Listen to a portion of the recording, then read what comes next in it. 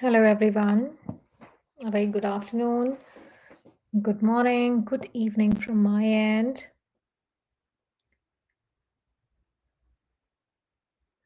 Yes, Shreya, Dr. Shreya Shukla, you can access through laptop.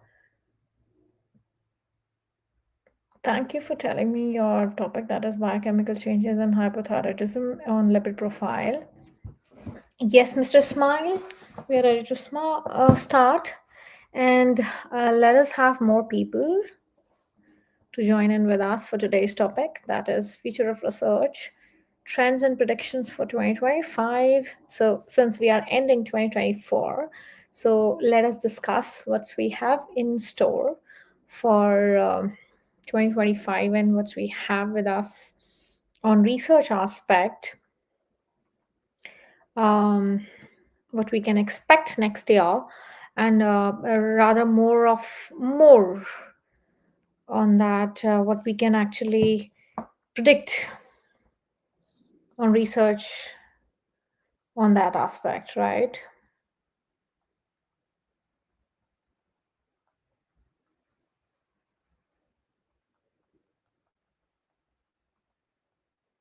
Let us have more people joining in.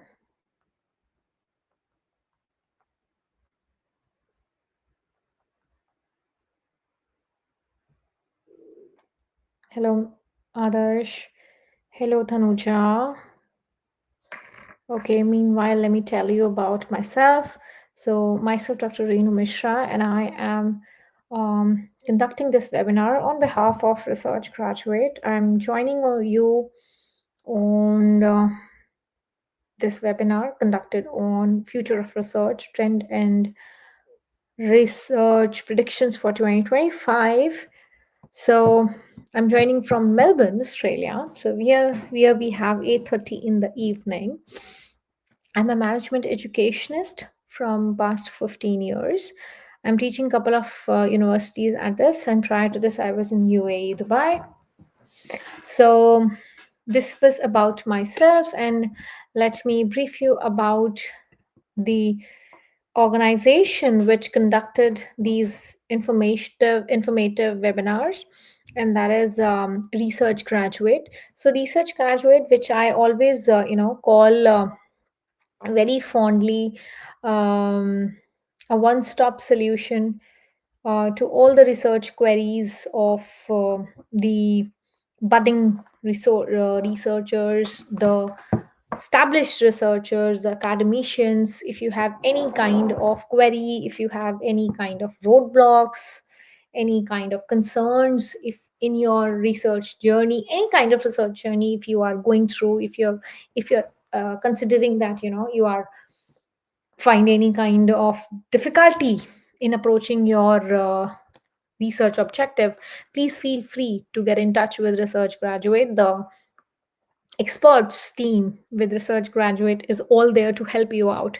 So all these services which are listed on your screen, we deliver services in this, be it a master level thesis, be it a PhD level thesis.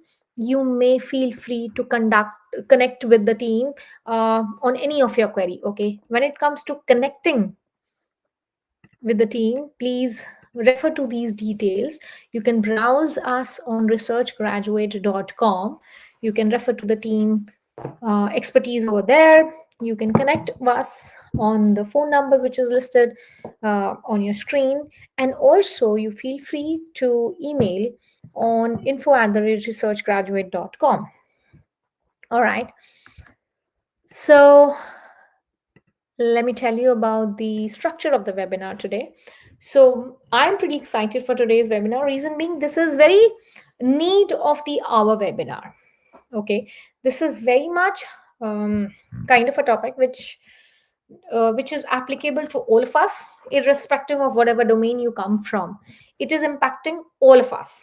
Okay, so this webinar will go around 90 minutes or so, followed by 30 minutes of question and answers. So as all of you know who are attending these webinars with me, that we do not follow a clocking time to answer your questions. In irrespective, you have as many questions you have, even if you are crossing 30 minutes, I'll be there to sort it out. Okay. Then when it comes to PPT recording and the certificate, so just in case you get in touch, you join this webinar a little late, or there's an internet glitch, so you will be getting the recording of this webinar in your registered email ID. Just as that you need to make sure that you join with the email ID with which you are constantly connected with. Okay.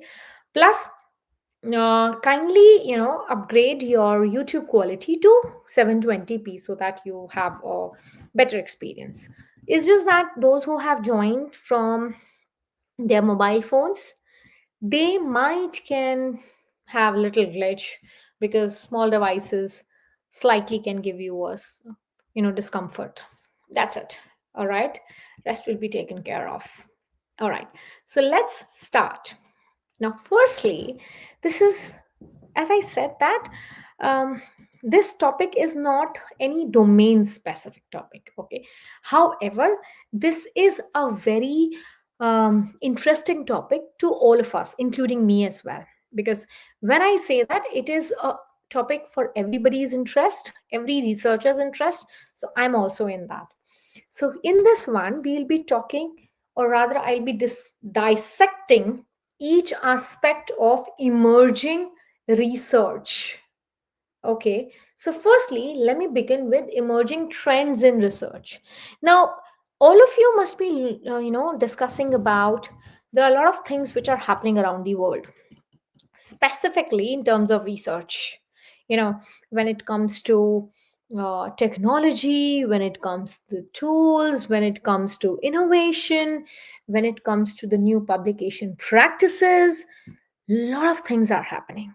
And trust me, being a researcher, it really gives a tough time to understand that how we can keep a track to all these changes, plus keep a track on our research, plus make sure that we are on the right path of our research. So a lot of things are going on. Okay, you need to understand technology, you need to understand the interplay of different domain, you need to understand the real world applications, you need to understand the use of AI, you need to understand the ethics which are applicable in AI, and so on. The other day I was reading something that there will be AI tutors as well. AI research will be utilized by the universities. So I was actually intrigued by the fact that how, to what extent this research is validated. This research will be authenticated. No, yes, okay, fine, this will be, but to what extent the human researchers will be required? And so many cross knitted questions crossed my mind while going through that article. So if I can be in that soup, I'm sure many of you can also find yourself into that nitty gritty. All right, so let us begin and unfold all this one by one. So firstly, let's have a look on what are the various technological advancement in research methodologies. Okay, just in case you think that there is any difficulty you reading these slides, please don't worry about it, because you will be eventually getting these slides in your email, so don't worry. Okay, now firstly, to begin with, I'll be telling you the technological advancements in research methodologies. Okay, so artificial intelligence, AI, is something which need not require any introduction, right? AI, and obviously machine learning as well. Now, they have actually kind of confused the research process, in my opinion. They have revolutionized the process. They have kind of confused the process. Now, slowly and gradually, that confusion is being taken care of. But you, as a researcher, needs to understand that yes, AI is real now. Let me tell you, AI is real. Okay, perplexity, ChatGPT, Gemini has taken their place. Is there? They are there in the market. They have started playing their role. So you, even if you don't want, can't ignore them. Okay. So massive database, big data is no more a distant dream. So first, technological advancement. Then is data analytics. Okay. Now somebody says that Dr. Shreya said that she's from medical background. What I've understood is she's managing about biomedical profile and all that. She must be understanding that, and she must be utilizing these advanced technique of analyzing data. She must be understanding about the information about her patients. She must be visualizing large amount of data. When I say large, big data means when you have information in terms of huge number. Okay, so let's say Dr. Shreya is studying the information about more than 500 patients, 1,000 patients, so that considered to be a huge number, and that too on various vitals, not only one vital, various vitals. So one patient having 10 vitals, and Dr. Shreya is studying 1,000 such patients, multiply by 10. So she's having huge amount of data with herself, right? So, and analyzing that data, interpreting that data, so that is another advancement. Krishma said that she's using artificial intelligence data analytics. And lastly, but not the least, of course, another technological advancement is lab automation. Now these lab automation is how you're using various kind of software, the kind of robotics, so that your research process get automated and the journey gets smooth. Now, having talked about all these artificial intelligence, data analytics, and lab automation, what I'm trying to tell you here is it may be possible that all these are not applicable to all of you. Okay, maybe one or two, maybe a set of two, maybe only one, maybe a set of all three. So what I'm telling you is that these technological advancements have marked their presence. So gone are the days when we used to do the research traditionally. It is not bad doing that way. Now the smart researchers have to adopt the technological advancements in their research. The point is this. Okay. All right. Going ahead. Now, I was talking about data automation. Okay. Now, what exactly is? Data is any kind of information which you used in research. Understand, very basic. When you hear about data, what is data? Data is any information which you use in your research. Clear? Sorted. Okay. Then, what is automation? Is data automation is when you use any kind of software so that your information is being used, being processed, and being stored with the help of that software. So when you are using any kind of software, the entire process is being getting automated. Simply automation. Okay. In general, also in life, whenever you use any kind of technology, even in cars also, whenever there is automatic car, there is some kind of software technology used in it. Similarly, data automation is whenever there is a use of technology or software used for the processing of data is data automation. Simply. Okay. Now, another thing is, if there is technology, so there is no foundation.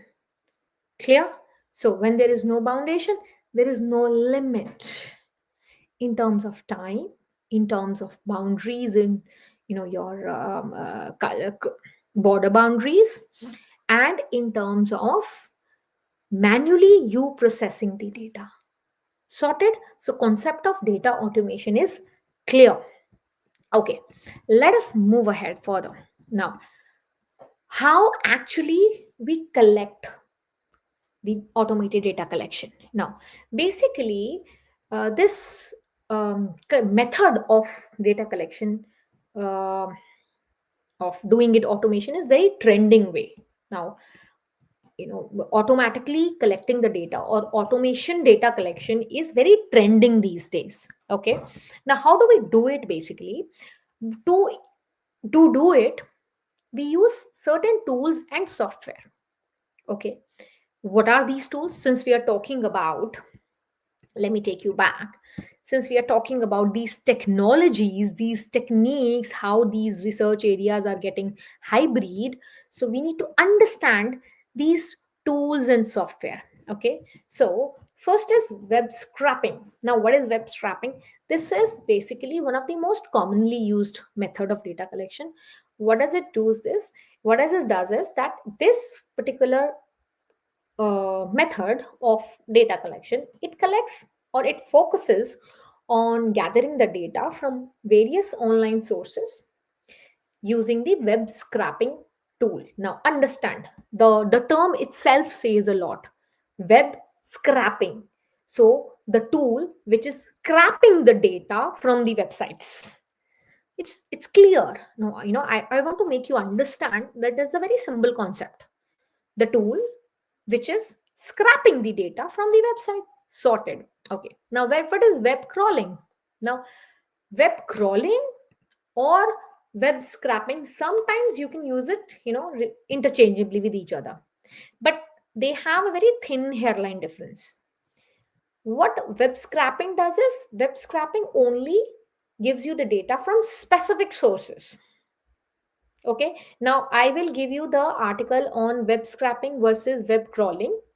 With when you receive this PPT, I will give you the article with, showcasing the difference between web scrapping versus web crawling.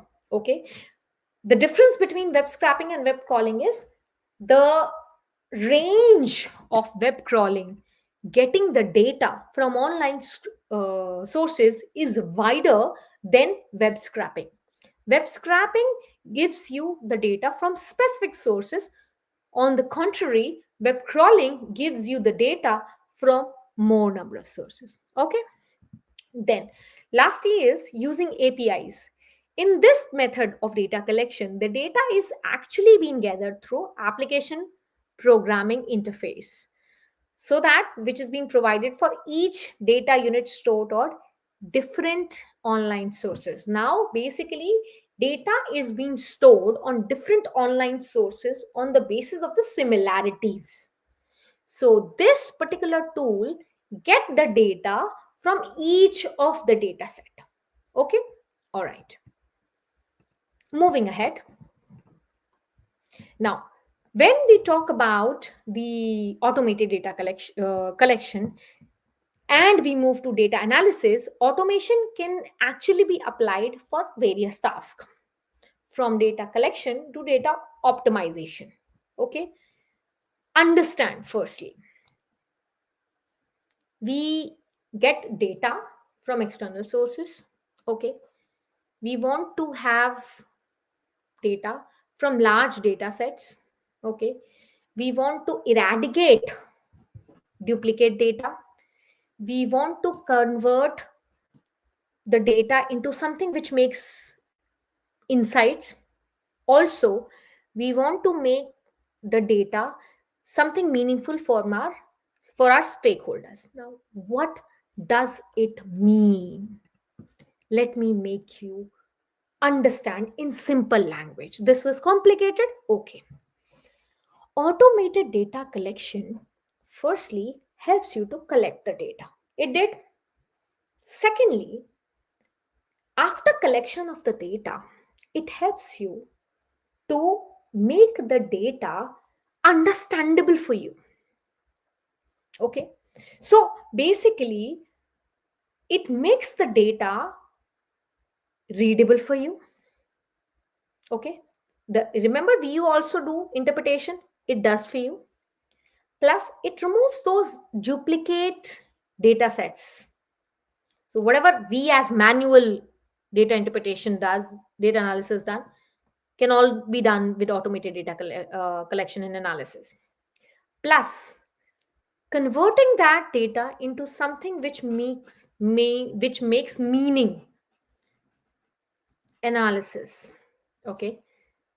Lastly, you have in case you have large data sets,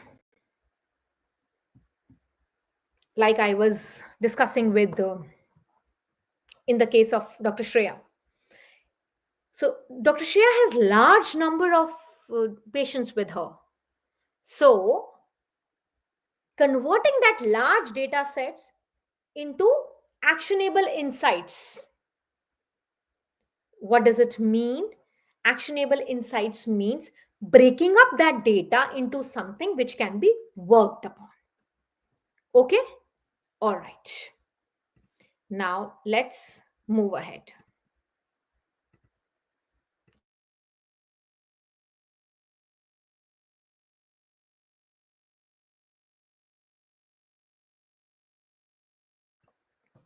There was an internet glitch, I think. Okay. Now, what is happening actually on these research areas? Now, since we are talking about these technologies also, so now when there is technology, there is also the hybrid of these technologies. Okay. Hybrid of these technologies brings you what? Brings you something which is the, what do you call as the growth of new areas. Okay. Now this actually gives you new areas to work on. That's what we understand as growth of hybrid research areas. Now if you remember that couple of years back, we have also, or not only couple of years back, we keep hearing about the hybrid version of vegetables, hybrid version of animals, hybrid version of flowers. So now it's a time to talk about hybrid version of research areas. Yes.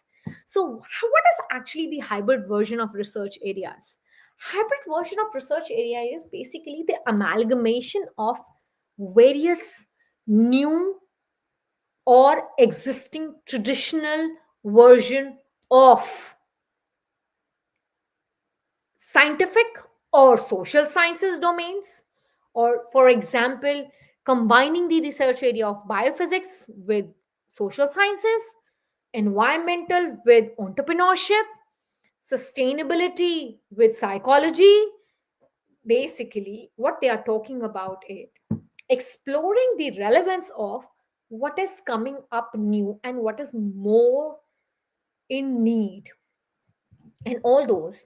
This is a piece of advice to all of you, is that all those who are actually into publishing, okay, try to come out of your comfort zone, try to collaborate with publishers, or sorry, researchers, academicians of different domain areas, and try to write up with them, try to publish with them, try to have some research papers which not only focus on your area, plus also gives a new acumen to your area by amalgamating their area with yours. Now for example, if I tell you that these days you must have heard a lot about sustainability. So what is the role of governance in sustainability? What is the role of sustainability in entrepreneurship from governance angle? So governance, that too from legal angle. So you are focusing sustainability, you are focusing legal aspect, you are focusing entrepreneurship aspect. Sorted. You got my point. Three angles you are viewing entrepreneurship from. So this is how you merge the various discipline, and that is actually what new versions of research areas are coming from. Plus there is actually a lot of discussion which are happening on what is relevant and what is more required in the industry and from academic point of view. So what is the result which your academics is giving, which is more relevant in your industry things? Okay, now it is not that your implications, I hope all of you understands what is implication. Your implication should be more of practical perspective. Okay, your implications should be more of practical perspective. All right, all right, moving ahead. Now let's have a look on how technology is actually changing your research. And again, AI is everywhere. AI is in restaurants, AI is in hospitality, like I said, AI is in healthcare, AI is in education, AI is on social media, AI is everywhere. And so, how come we can expect AI is not in research? AI is everywhere. So, when you talk about AI in research, so AI is actually driving your literature review, AI is driving your data processing, automative, repetitive research task. AI is enabling your hypothesis testing. AI is talking about supercomputers in everything. Okay, so let's explore the world of AI, and rather, I should say that explore the impact of technology on research. Now, this is what I have shown you in gist.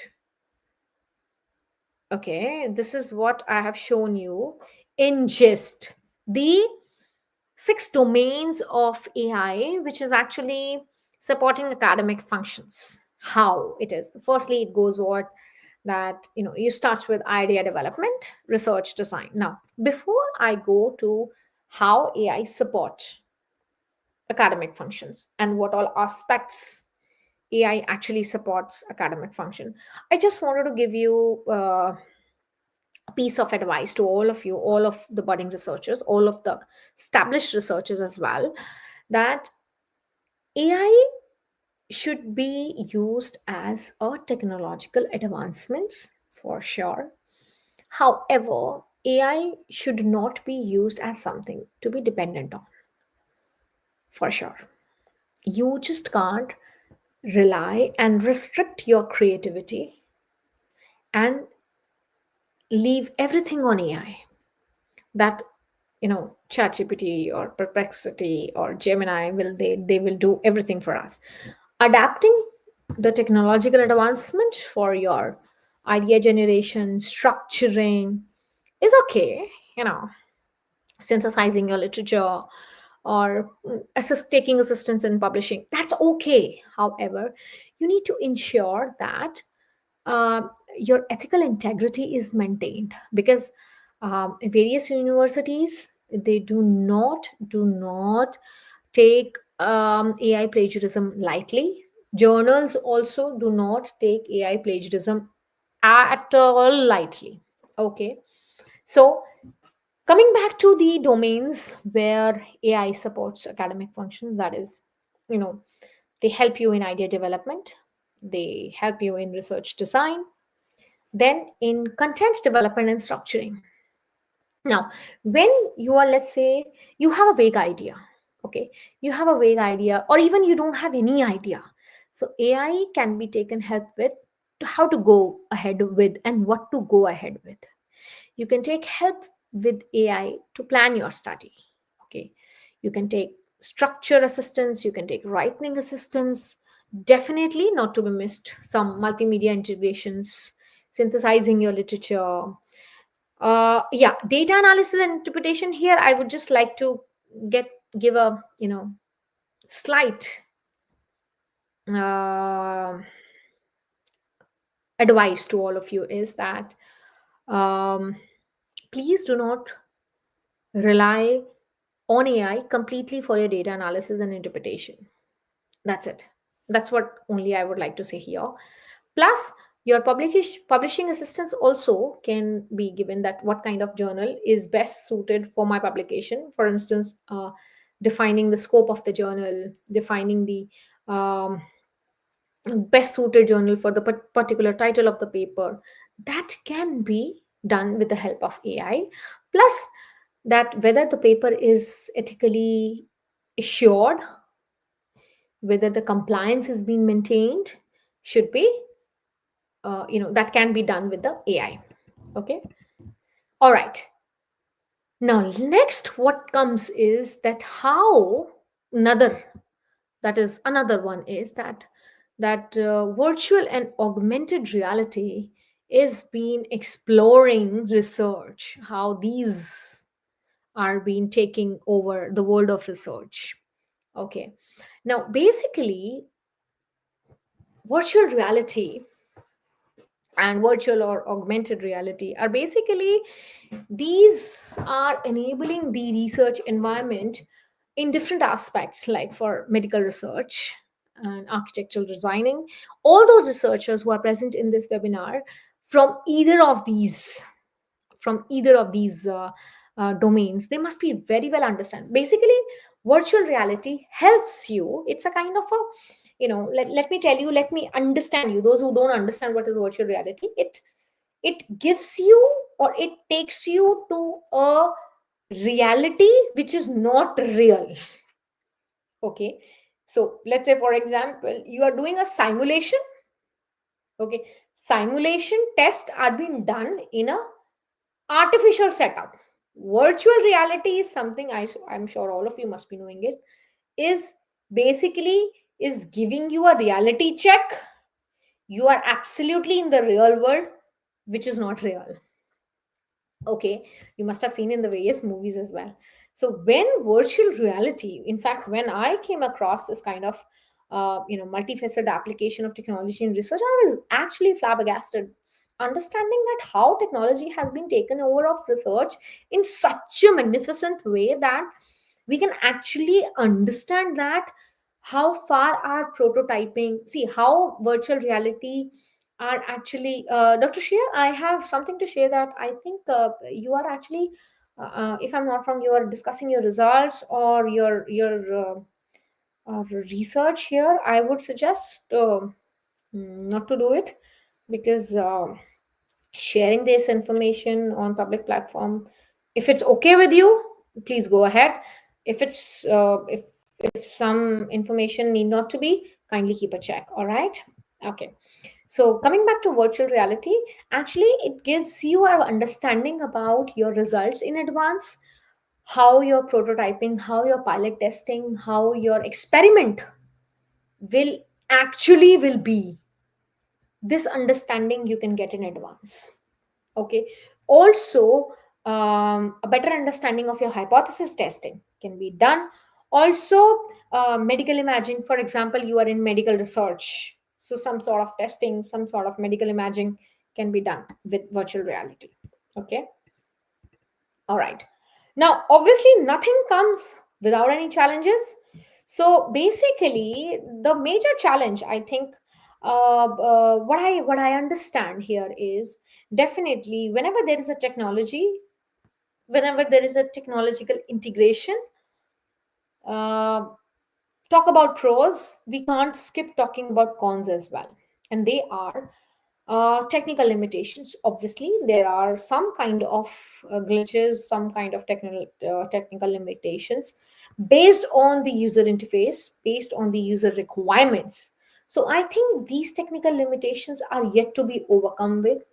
Plus, content creation is something on the basis of the research is yet to be overcome with. User adoption, I think, is something which is yet to be taken care of, because everybody, including me as well, is yet to be used to such kind of technological adaptations in all these fields, in all these areas, in a proficient way. Plus privacy and security, that needless to say, that like I said, I just said to Shreya that, if it's okay to to share with share, it's okay with you to share on a public platform, then only share. So there is always a sense of fear that how far you can use technology to share your data, research, by using software or technology which is shared by multiple users. Okay. Which gives a threat to your mm, security. Okay. Now, having said these threats, it brings me to talk about unethical use of artificial intelligence and machine learning tools. Now, definitely, these challenges are actually have put us as the researchers into the concerns like plagiarism, authorship concerns. Now, when you talk about AI, when you talk about artificial intelligence, um, you know, plagiarism is something which is yet to be learned to avoid, to be overcome with. Let me tell you how and why. We have understood how to uh, use AI, understand like this. We have learned how to use AI, but we have not learned how to overcome AI plagiarism. I will tell you that many of the researcher, many of the student across the globe, I'm telling you, they very well know better than the faculties also, but they very well know better than the faculties that how to use AI for the completion of their work, any kind of academic work, I'm telling. But when it comes to reduce the plagiarism, it is yet to be taken care of. Because if AI is been progressing, the softwares are been progressing, the softwares are equally being progressing to detect plagiarism, and that is with us, the institution part, the faculty part. Okay, so because you know what, these softwares, the ones which gives you the research text, the text, they are being sufficed with limited text, limited information. Okay, research is all about dwelling deep into the particular domain, right? It is about you investigating a particular domain deep and deep and deep. So how can you actually rely on a specific piece of information whose source sometimes, I'm saying sometime, is not yet sure of? Okay, so plagiarism and obviously the concern of authorship, like I said, is definitely questionable. Like, obviously, when you talk about generative AI, the data manipulation is always a question. It always happens, the how, where, when the information is being posted, coming. It's always a question, and there is no answer to that. The data biasness, the ethical boundaries are not being the set boundaries are not there, because like I said, information is there, source is not there, correct source is not there, identified and verified source sometimes is not there. Okay, so please, okay, I'm not deteriorating or I'm not demotivating the use of AI, because like I said, there is technical modification, but a wise usage should be there. Okay, okay, so moving ahead, these are the threats which I was was or willing to make you go through: plagiarism, misinformation, duplication, manipulation, data. Basically because they just want to that source of information needs to be appeared to be correct. Result tampering is a very common. I myself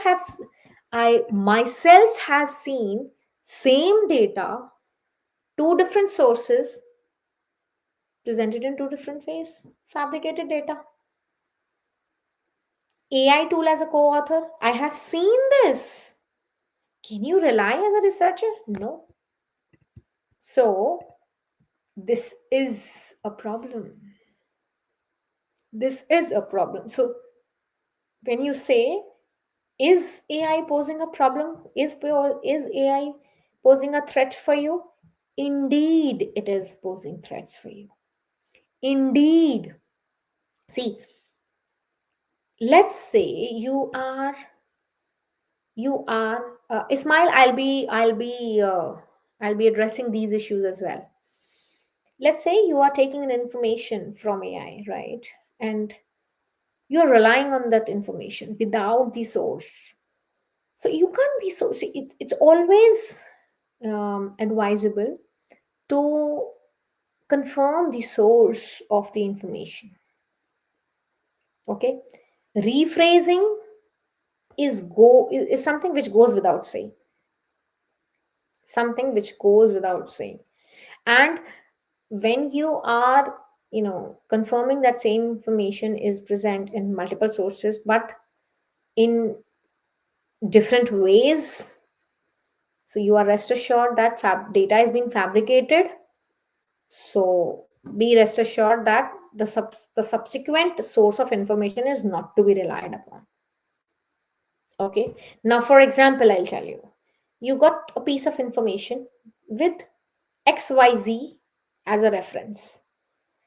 Go and check that reference. Whether that reference is related to that information which it quotes or not.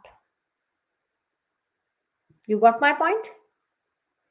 Whether that information is being related with it or not. Okay? Okay. Now, you have done with AI usage, and all the manipulation is being done. Now, let me share some consequences as well. Apart from all the kind of ethical maligness, every kind of plagiarism, it actually affects your research. Your findings will be inaccurate. You can't produce the reproducibility of your research. There will be no integrity to your research. The scientific integrity will not be there. Plus, how will you prove the decision making? I hope this this does not require any explanation. You prepared one paper with AI generative text. Okay. The findings say something else. The research question said something else. There is no alignment in both of them. The viability of the paper, the data, is not being established. The scientific integrity of the paper is not being established. How will you ensure the implications of the findings? So that is why sincerely avoid. Okay. I think we will go ahead without it so that it does not break the momentum of the discussion. Okay. Now, basically, now the point is, a lot of this thing is been happening that in research, when we talk about technology, when we talk about research, so data sharing is happening. A lot of open science is happening. What exactly it is? Now, we have talked about technology, we have talked about AI. Now I'm introducing you a concept. Okay. I'm going to talk about open access publications. I'm going to talk about data repositories. I'm going to talk about open science. Firstly, let me introduce to you all what exactly it is. Is there anyone who have a slight bit of idea about open access publications? I'm sure many of you must be having it. Can anybody tell me what are open access publications?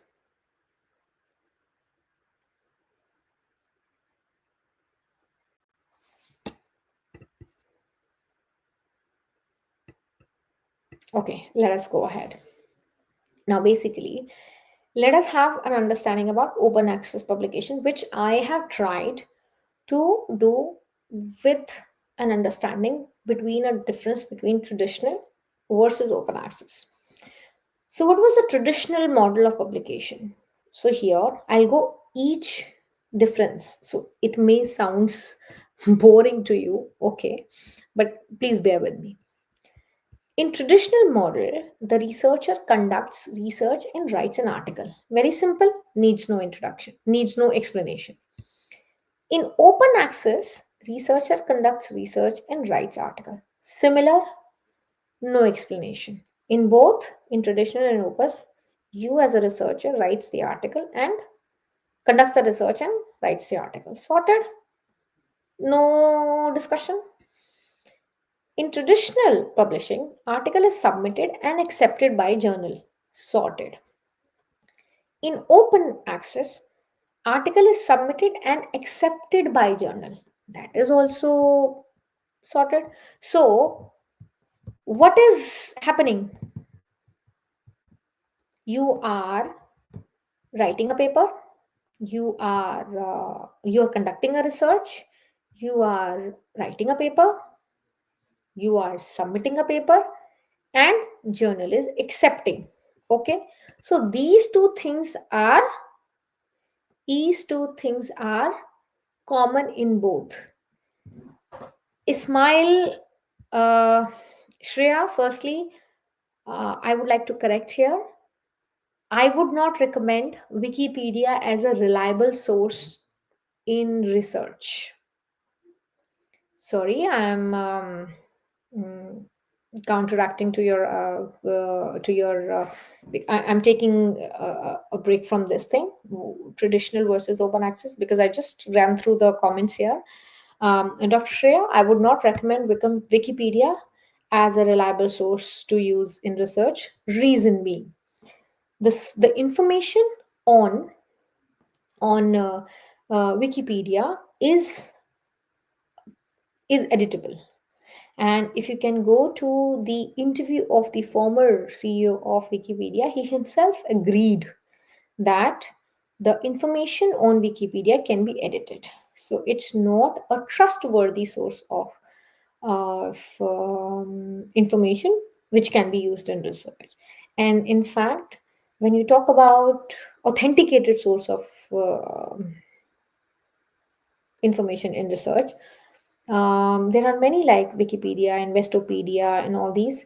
Try to use only these blogs or these which are, like, for example, you can go for Forbes article. Yeah, definitely you can go for refers.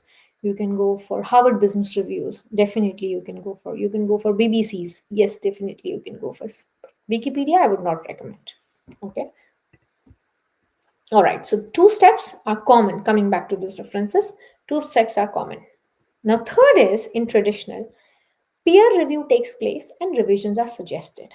Okay, peer review means your article will be sent to an expert, and based on his or her review of your paper, if your paper requires some sort of improvement, you'll be asked to do that. If not, through.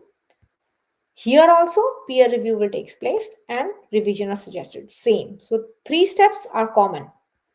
Fourth, author revises the paper and resubmits. This is also common. Okay. Fifth, article published in journals. Now, this is something is slightly different. Article shares paper as preprint or post-print. This is the difference. Then comes paid subscribers of the journal can view, or article access online to everyone for free. So that's basically the main difference. Mainly, which is the open access, it is open for everyone. No reader, no reader is required to pay to read your paper. No subscription is required. That's the difference. Okay. Shreya and others, I would please request that if we can, just keep the questions to the last so that I can answer all of them till the last. Otherwise, it breaks the. I just answered this Wikipedia question so that because I was so provoked by seeing this question. But I will rest questions I'll take by the end of this webinar. Okay. I'm so sorry, and thank you for your patience also for the questions.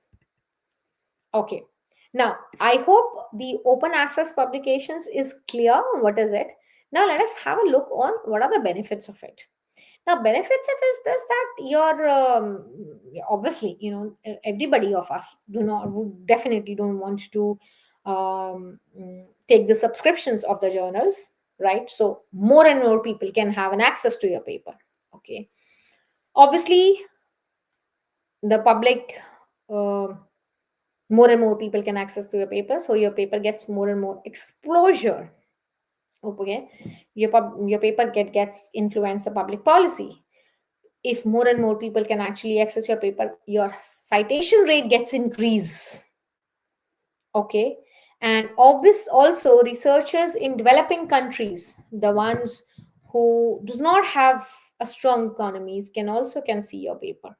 But I have seen many researchers also questioning about the quality of open access publishing journals, which is not always questionable. For example, Sage Open is a good open access journals. So, however, I'm not saying all the open journals are good, but on the contrary, I'm also not advocating that all the open access journals are bad either.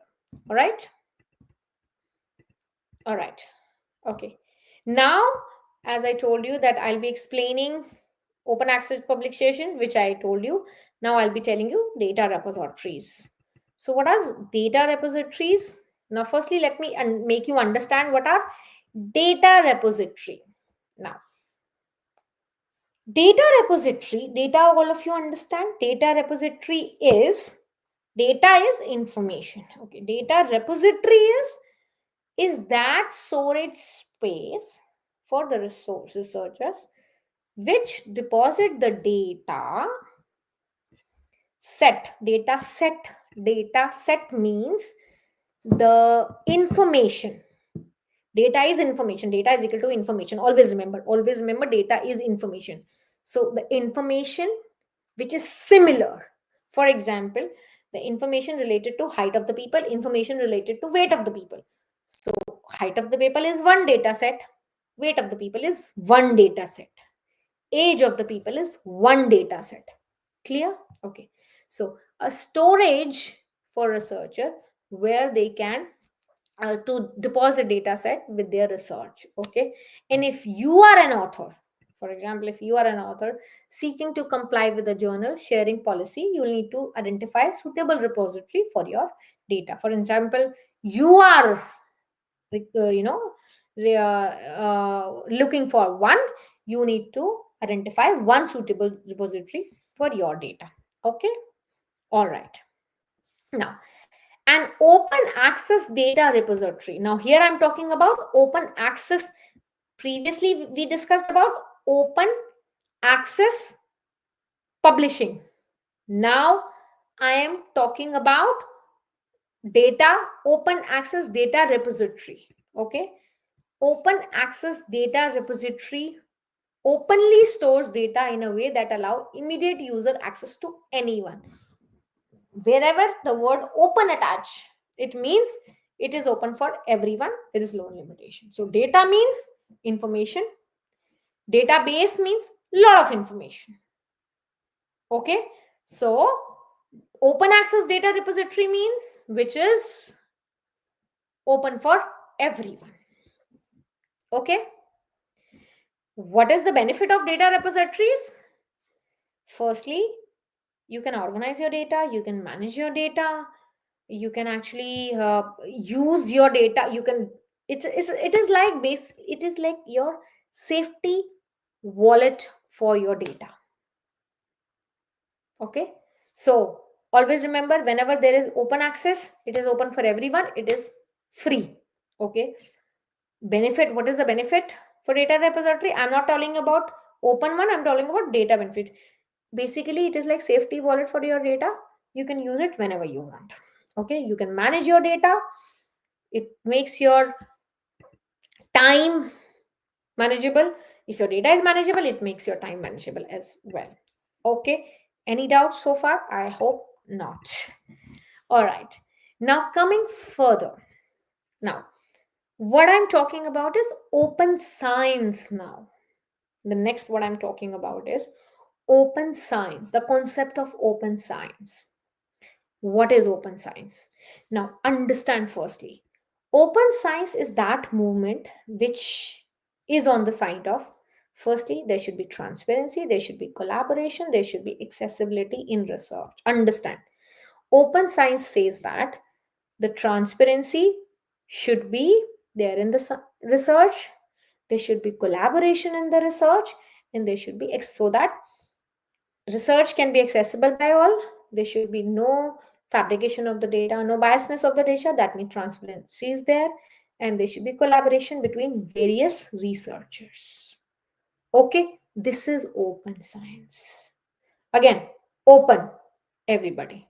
Clear? Sorted. Okay. Its main emphasis is on what is happening in the traditional method of sharing the knowledge should not be followed. Breakdown of that. Okay. So the researchers, the principal researchers can work more towards a transparent future. Okay. Now, open science says that the access should be open. Now you know what is open access. Publication. Now, always remember this lock is open. Anyone can go. Open methods. Now, I have given you one trick. Whenever there is a word open attached, open for everyone.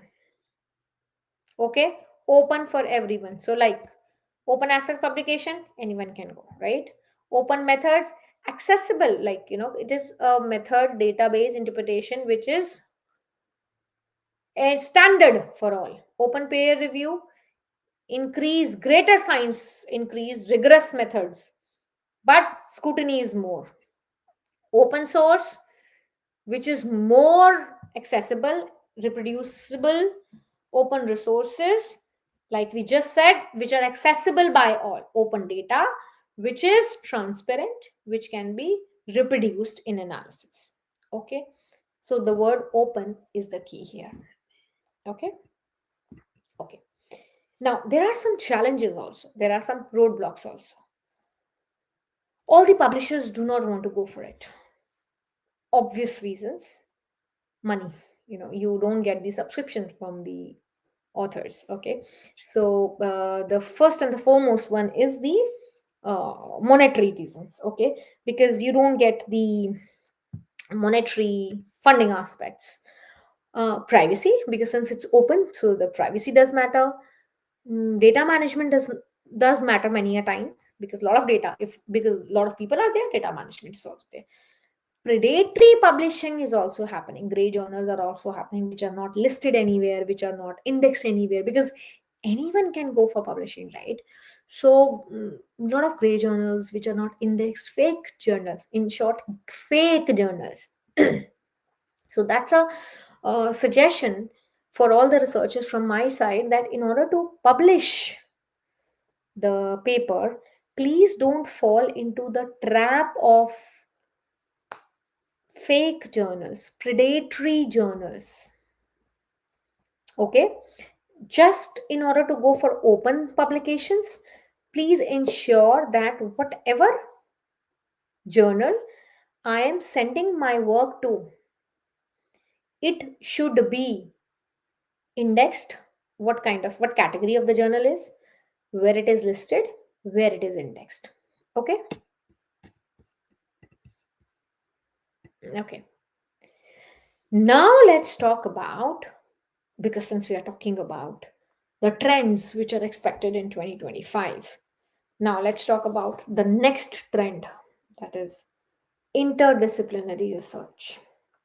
We talked about technology, we talked about AI, we talked about open publication. The next trend is interdisciplinary research. Now, what is basically interdisciplinary research? Is basically when you talk about collaborations amongst different field, different fields coming together. When you know that different disciplines are coming together to solve the problems, like I discussed that, you know understanding sustainability in entrepreneurship from governance perspective. That is interdisciplinary perspective. Okay, so that is basically which you are talking about. So a concept of interdisciplinary research. Okay, how it is effective, how it is important these days. And that's why I say that get in touch with public practitioners, get in touch with academicians, get in touch with researchers across the different domains, not only in your domain, across the different, because you must be having academic colleagues, must be having practitioners across the different fields. Get in touch with them, ask their interest, express your interest to work with them, and then share your each other's research interest, then start working. Okay. Okay, so let's first understand what is interdisciplinary collaboration. As I said, when individuals from different field, they start working together. Okay, because they find, or they have certain problems which they think by working together can be sorted out. They aim to bridge the gap between. Okay, so this is interdisciplinary collaboration. Okay, now what are the different elements of interdisciplinary collaboration? Firstly, you get expertise from diverse fields, different collaborators with different skills, different knowledge. They come and bring unique skills with you. They share goal with you, a common goal of people with different knowledge discussed with you. Effective communication, because different ideas, more knowledge shared with you, more information. Okay, however, there are certain challenges also. You don't understand each other research methodology so easily, can be a communication barrier.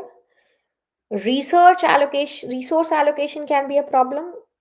Sometimes interdisciplinary research requires more time, more funding than single discipline. So these are some challenges, but benefit as well. My suggestion to the researchers would be, along with focusing your domain research publications as well, would be more than along with that as well, please keep on focusing this interdisciplinary collaboration. Look for the conferences which are focusing on these kind of publications, and then look for people who are interested in working with you, or you express your interest with them. Okay, this will be really helpful. This is actually going to help you all strengthening your CV, strengthening your research work. Okay, now then comes your ethical consideration, which is very important. I think Ismail was also asking for you, because when you're talking about big data means, in short, big data is what? Lot of data. So how do you manage that data, the privacy of it? When you have AI, so how you ensure that there are no biasness, you know and when you are talking about interdisciplinary collaboration, obviously you go beyond your cultural boundaries. Some ethical understanding should be there. How to do that? Okay, so let's move ahead in this. Now, firstly, let's go and have a look for big data ethics. Now, big data, concept of big data is when you are managing a lot of information. Now, why you are managing a lot of information? Because in the time of data automation, technology has made you competent enough that you can handle too much of information, too much of data. Big data is not a problem. Handling big data is not a problem, thankfully, because of technology. Okay.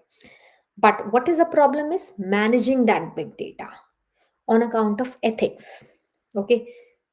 It's privacy. Okay. How to reduce the biasness, because you as a researcher is working on that data.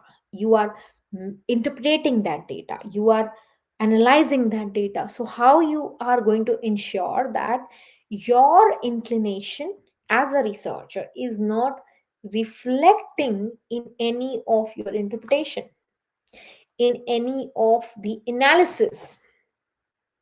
How to ensure the transparency, because see, if in any of the research you are working on the data, many a times what happen is transparency does get compromised. So imagine the scenario when you're working on big data. Okay, so it does happen. So you need to make sure that your big data is transparent enough. Plus there are benefits, but there are privacy concerns as well. There are some legal and ethical concerns as well, if in any which ways you lose the privacy protection of the users of the data in the research, obviously. And these days the research ethics are really very strong. Plus there are some guidelines today by which you should ensure that sensitive information should not be used by all. Okay, all right. Now, let's have a look on what are the ethical dilemmas of artificial intelligence that also needs to be taken care of. See, artificial intelligence mm, make the decisions automated on the basis of the information which is fed in the software. The decisions are being made. Okay, there are a lot of things that are happening which are self-driven car, legal and automated weapons, a lot of things which are happening. I give you example. Reason being why? Because how to ensure that when all of this is happening around the world, all of this is happening around the world, how we as a researcher needs to be sure that our results, our research is unbiased. Because when we are not doing anything, everything is being done by AI. So how we needs to make sure that our research is unbiased. Plus, who will take the accountability of the decisions? You know the software, you know the address of the software, you know the email of the software. Who will take the accountability? Okay. Plus, yes, the debate of AI, how much the role of the AI, and how the AI should be involved in it, should be there, is still going on. Okay, so yes, it is still under discussion. So when it says it's still under discussion, it takes me to discussing that how countries are talking about it. So various countries have actually banned, various universities have actually banned the use of AI. And but the way they have actually uh, accepted, various countries have actually accepted very respectfully the use of AI. So basically, there is a, I would say that, a parallel discussion going on, a parallel discussion going on. Plus there are talks going on across the globe that there should be universal practices, universal guidelines. When I say universal, for entire world there should be universal guidelines on the use of global collaboration on the ethical guidelines for AI should be there. Okay. All right. Now let's talk about the another trend which is very important: money, funding. So let's have a look on the funding aspect of research in 2025. Well, let's understand what exactly the funding part is. Okay. See, there are funders, there are kind of funders which are public. Funding basically is that money which is being required to proceed with your research. Clear? Any doubt? Okay. So, funding is Funders are basically the one, the body or the individuals which provides you with this kind of money. Okay. They can be funders which are in public capacity, charities, they can be companies. Okay. They can be partnership, which are public partners or industry foundations. Okay. And they can be partnership between either of them. Okay. Now, what are the funding requirements? Now, if you are seeking funding as a research, now let me also tell you, if you are a researcher, your CV gets strengthened if you have if you have a research grant project to be showcased in your CV. So if you are considering one to be worked on, please do so. Okay. So what do you require to consider that funding? Scientific quality, human resources, sustainability, de-risking factors, and health economics. Okay. Funding in What are the funding instruments by which you get the funding? In the form of grants, that's what I talked about. Research, contracts, loan, equity, partnerships. Okay. So basically, you as a researcher get the grants in the form of grants. Okay. All right. So this was the funding thing. Now, actually, how do you get the fund allocation? What is the general criteria? It is this. Okay. What is the quality of your proposal? What is the quality of your proposal is?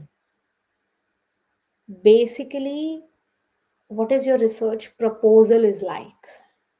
Okay, for which your project, for which you are asking the money for.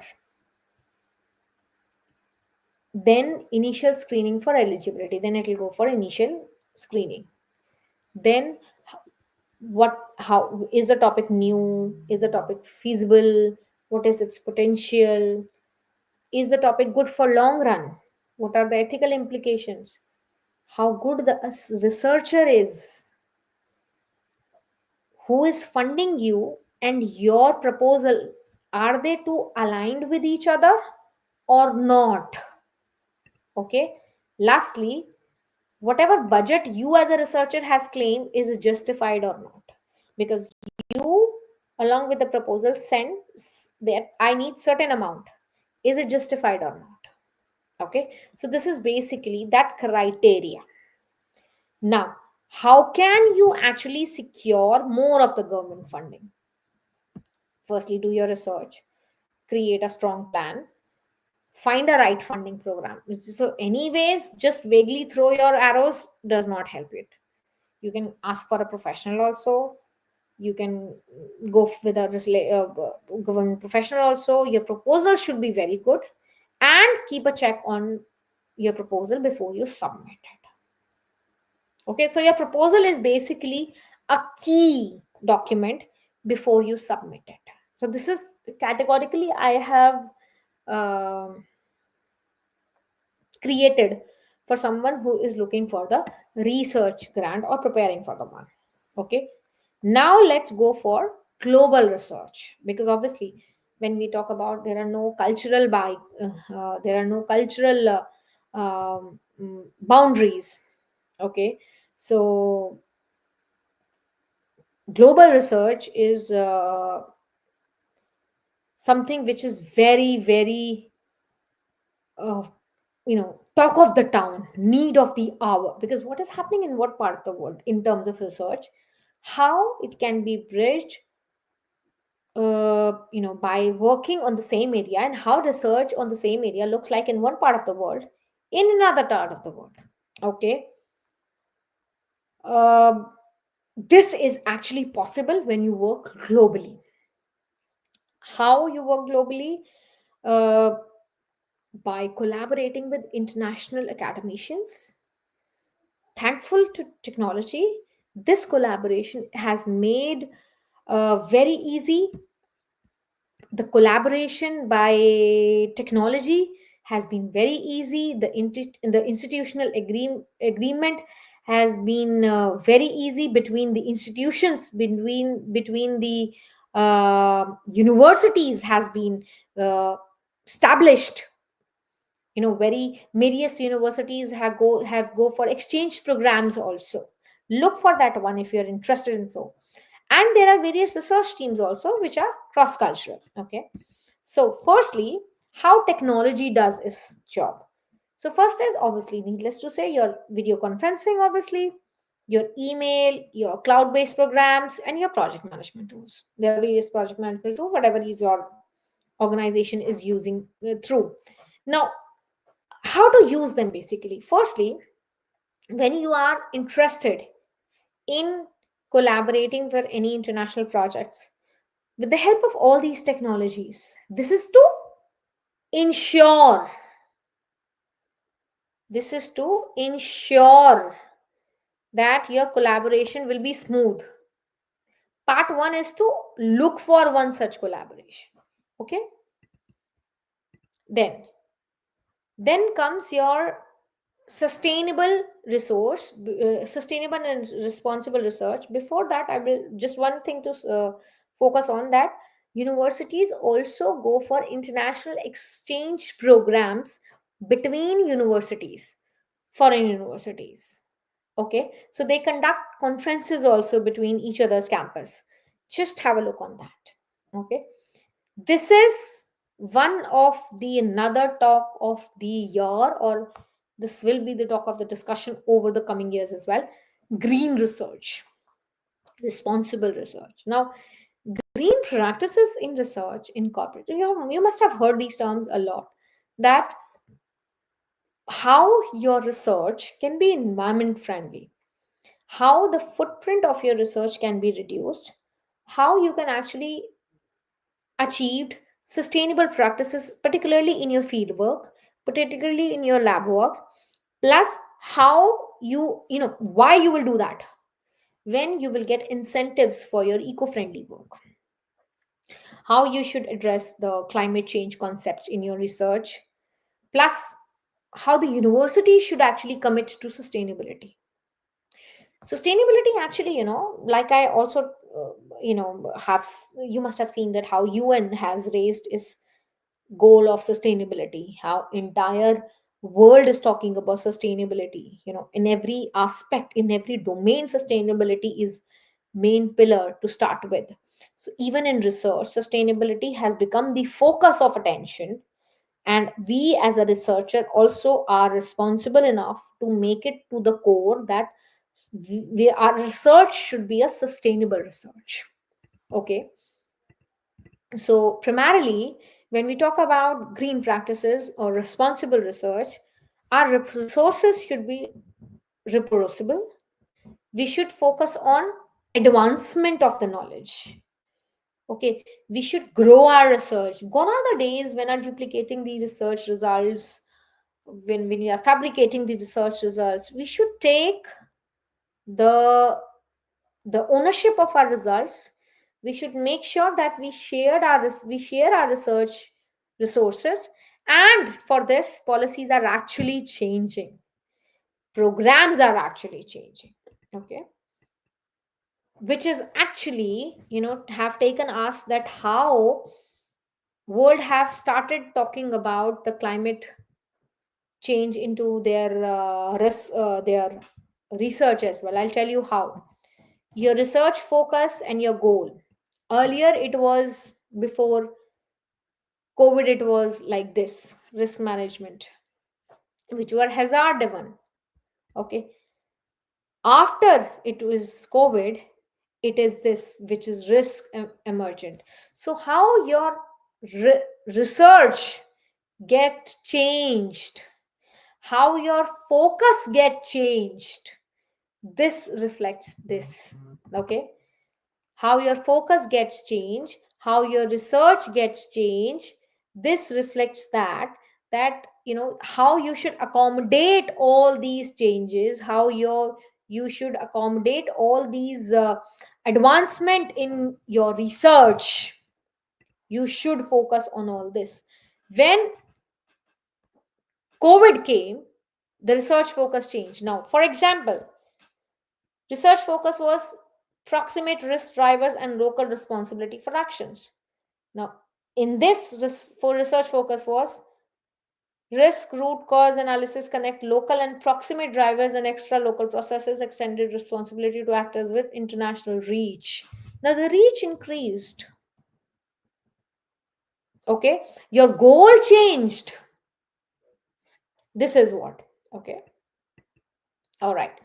Now, this is what the model for sustainability, which the universities should go for, that they should go for a strong teaching culture, a common language which can be understood by all for sustainability, student led research program should go for, and a mutual understood leadership owned research structure which is aiming for excellence should be established.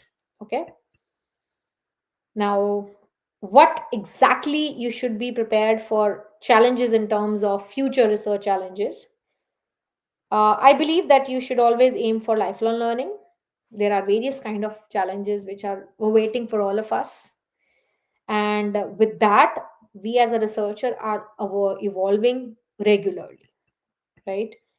So yes, these are security, AI, big data, changes in legislation, and the cost. Needless to say, money, cost, fundings, and these security, AI, big data, cost, these are irrespective wherever you are in every country, they are there. Policies can be, depending upon the country, here and there, can be slightly over and above to each other, but they are there. These changes, the legislation and processes are always there. Okay, so I have given you the link for some of the cases reflecting the cross the collaborative cases between the different domains. The links can be accessed by you when you access these PPTs. Okay, so now it's time for us for have a look on the questions. Okay, starting with the Smiles question, for educational researchers, ideas from UN Sustainable Millennium Goals may provide some research ideas for. Yes, a smile. In fact, you won't believe that these 17 UN's goals for sustainabilities are being used as the research ideas not only at for scholars, for PhD scholars, even at graduate levels. They are being used at all the levels of higher education, graduation, masters, PhDs, are at all the levels. So indeed, yes, AI is inevitable. Yes, it is. In research and open doors for plagiarism and ethical. We where and how to use AI in research tools for research. See, when it comes to Smile stating that AI is inevitable, I say that yes, it is. Now, when it comes to how we can control our AI plagiarism. So I would say that when it comes to idea generation, okay, take idea generation. When it comes to structuring, it is like that. Do not feed AI as your raw data and give the entire responsibility for its structuring. Obviously, it will give you high plagiarism. Okay, do not take the entire responsibility to AI for the synthesis of the literature or development of the literature. It will give you high plagiarism. See, AI should be taken help, understand. It should be taken help. You should not be dependent on it. Paraphrasing, okay. Structuring, okay. But you should not be, taken AI as it that you are developing your context with. Okay. How to ensure credibility of research journals before sending articles? Make sure that whatever indexing and listing they are stating, go to the journal home website and check whether the particular journal, whatever journal is listed, is not or not. Okay,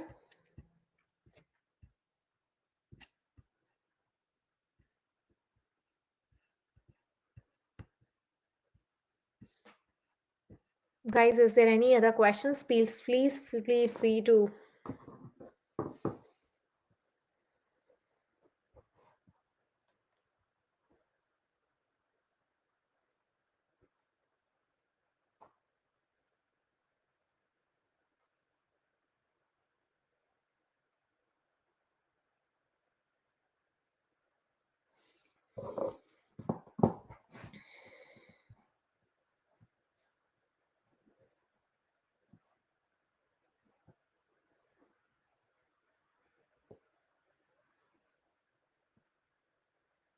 Is there any other questions? Feel free to type in your questions, please.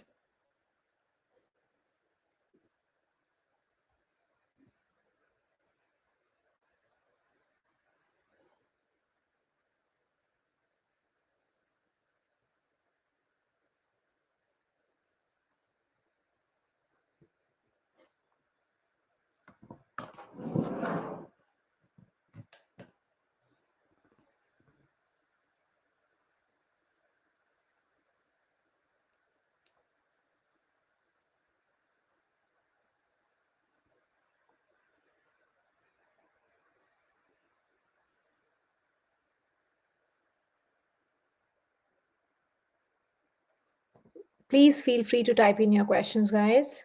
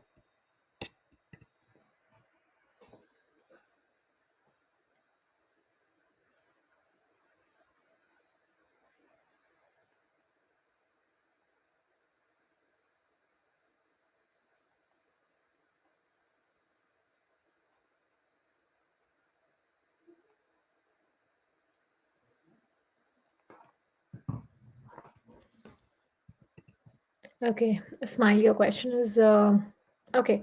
See, in my opinion, there are many. You can go for Rapid Miner is good. Uh, Rapid Miner is good. Power BI is good. IBM Watson is good. Data Robot Inc. is good. I'll type it for you. Whatever is coming in my mind is good.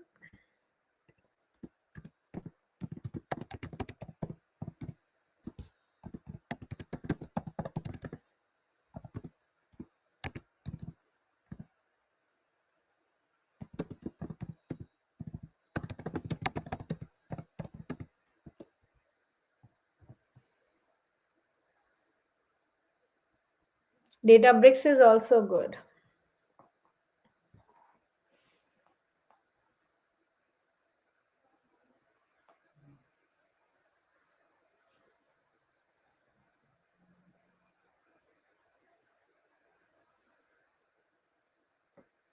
Tableau, though, we all know that it is really good.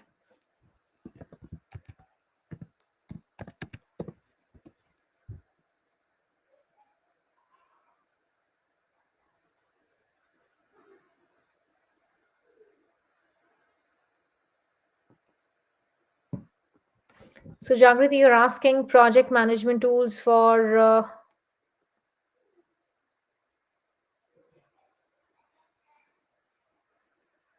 your. It's my internet is at glitch or what?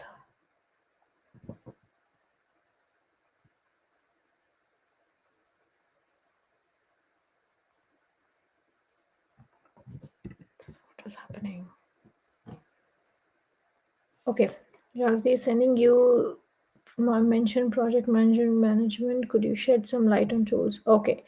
There are a lot of tools basically, Jagriti, which are basically considered good for planning basically because that's what you do for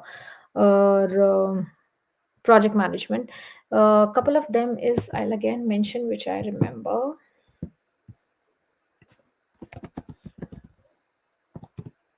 Scoro, Kanata is good, Run is good, and I think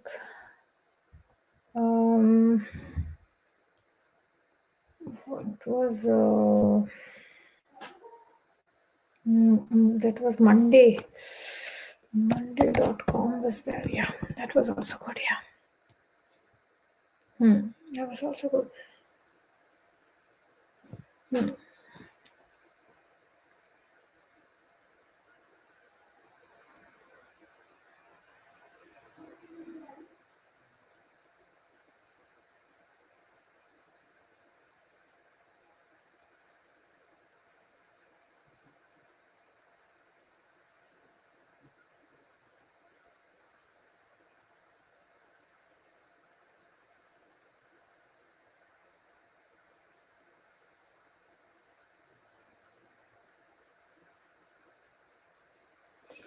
Web scraping basically gives you the information from certain specific sources.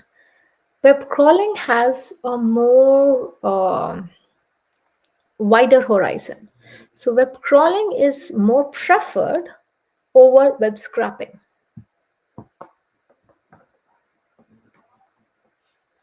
Okay, web crawling is more preferred over web scraping. As I already told you when I was telling about web scraping, the basic difference between web crawling and web scraping is that web scraping gives you a narrower scope, a specific source of data search.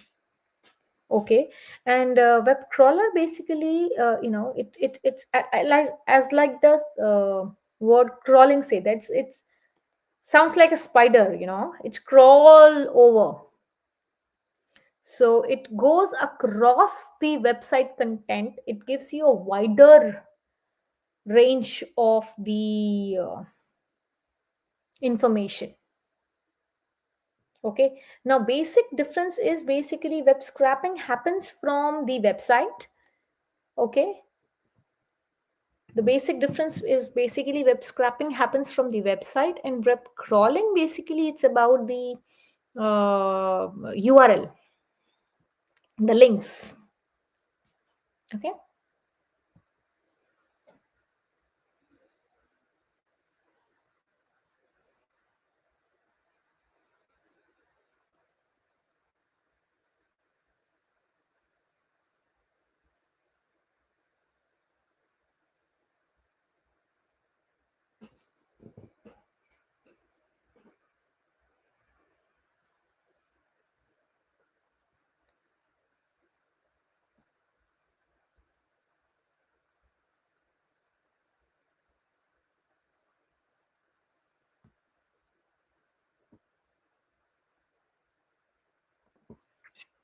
Guys, are there any other questions? Let me scroll up as well. There are no.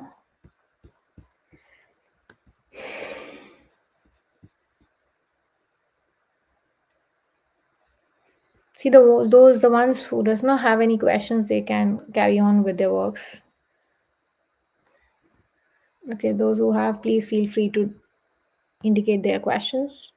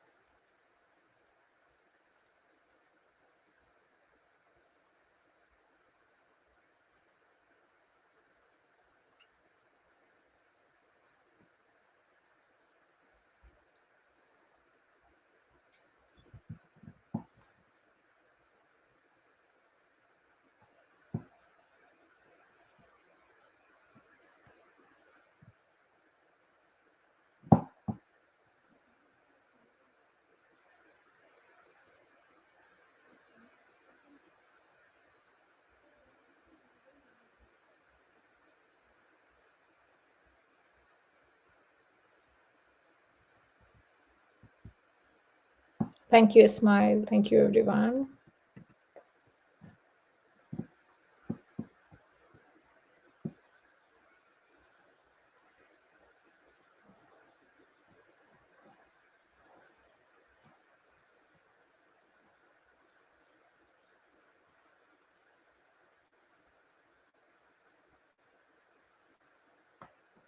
Are there any other questions, guys?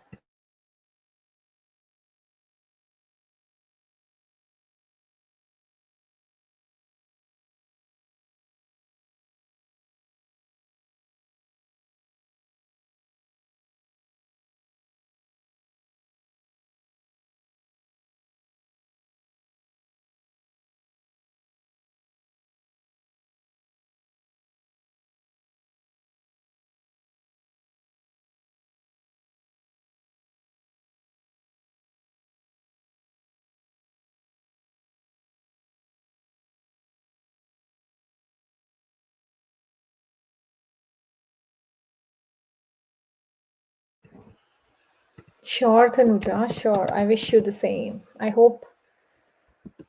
Sure, sure, sure. These technologies are actually not to be afraid with, but when wisely applied, they are definitely going to help us.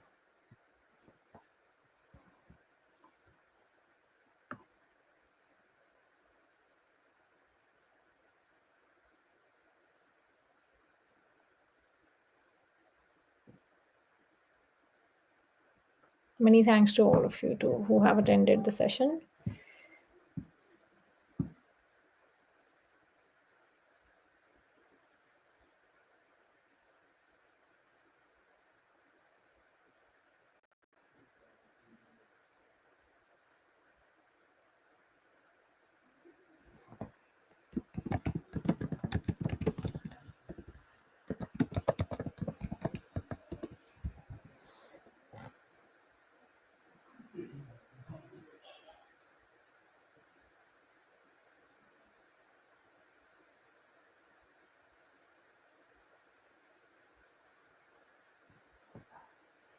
Guys, if you don't have any questions, so then we can take a call for today.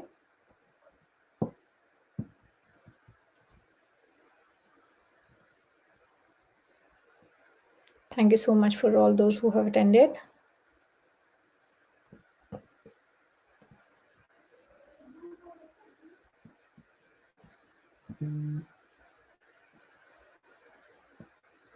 So, whenever the next webinar scheduled, will be scheduled, it will be notified to you.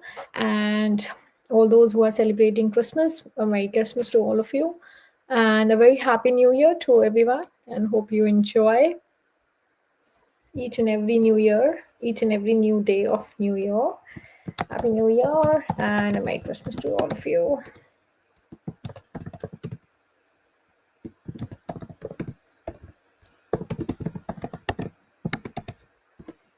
Thank you so much. Thank you so much, Ismail. Thank you so much.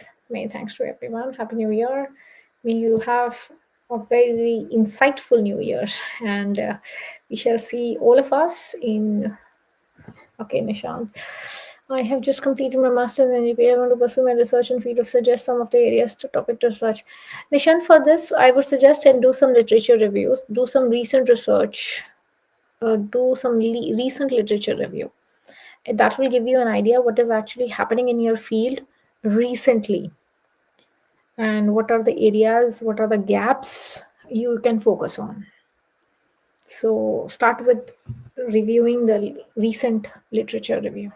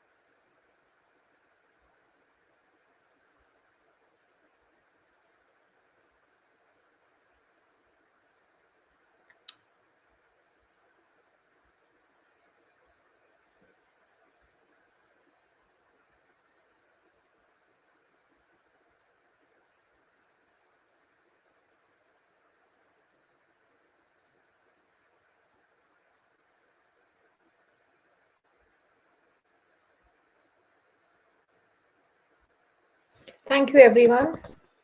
So we shall see in the next webinar now. Thank you, everyone.